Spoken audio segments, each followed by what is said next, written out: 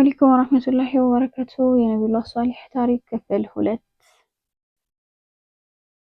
ነብዩላህ ሷሊህ አለይሂ ሰላም ያለው አመለካከት 100% ተቀየረ።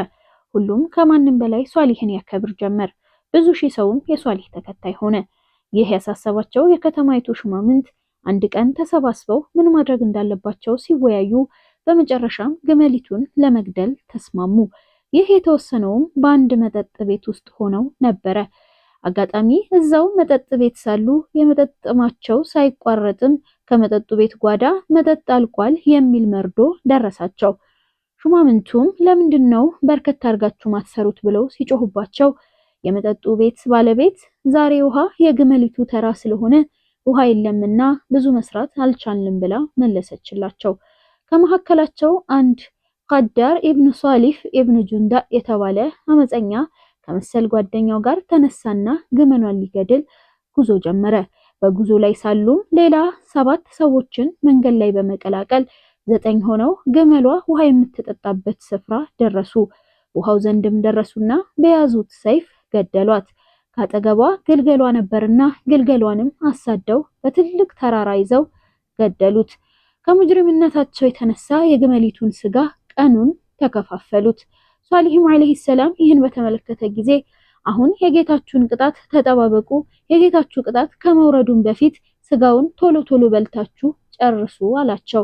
ህዝቡም አንተ ዝም ብለህ ቅጣት ቅጣት እያልክ ትዝትብናለህ፣ እስቲ አምጣ ቅጣት ምትለውን ሲሉት ሷሊህም በዚህ 3 ቀን ውስጥ የጌታችሁን ቅጣት እናንተ ላይ ተፈጻሚ ይሆናል፣ ለዚህም ማረጋገጫ ዛሬ ፊታችሁ ቢጫ ይሆናል አላቸው።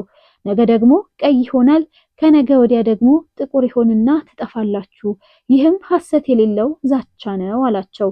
እነዚህ የኃጢአትን ጽዋ ጠጥተው የማይጠግቡ ህዝቦች ሷሊህን አለይሂ ሰላም ለመግደል ወስነው ዝግጅታቸውን አጠናቀው ሳለ በመጀመሪያ ግመሏን በገደሉት 9 ሰዎች ላይ በቤት ተደረመሰባቸው።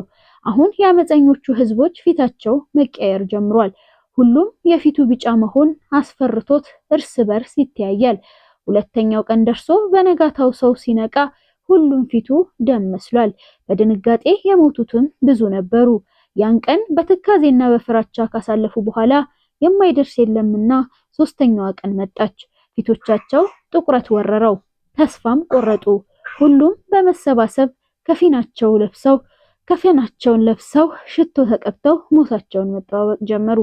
ልክ ፀሐይ ጀንበሯን ተሻግራ ብቅ ማለት ስትጀምር ከወደ ሰማይ በኩል እንደ መብረቅ ያለ ከፍተኛ ድምጽ ያለው ነገር መጣ። ምድርም መሃል መንቀጥቀጥ ጀመረች። ጅብሪልም በከፍተኛ ድምጽ ጮህባቸው። ያን ጊዜ ልቦቻቸው ከደረታቸው መበጣጠስ ጀመረ። አይኖቻቸውን ወደ ሰማይ ያፈጣሉ። መቅስፈቱ ከየት በኩል እንኳን እንደመጣ ማወቅ እንደተሳናቸው ነፍሶቻቸው ወደ ሰውነታቸው ዳግም ላትመለስ ተነጠለቻቸው።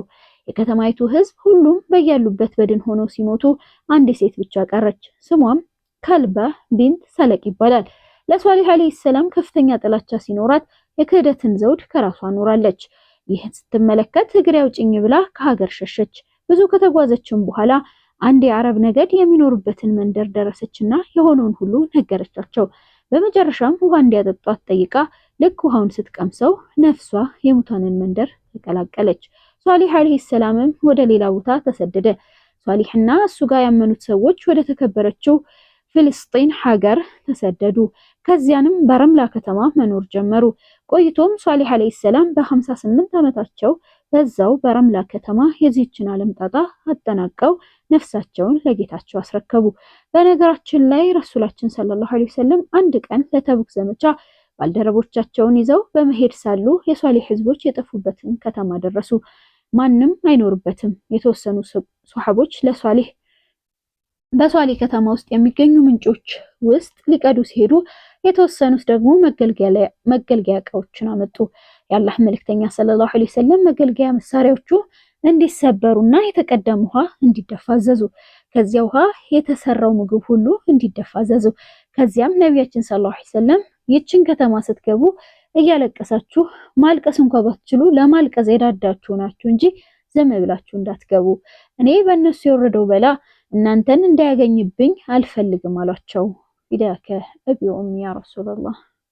ከዚያም አካባቢ ያሉ ነገሮች ሁሉ ለባልደረቦቻቸው አሳዩአቸው።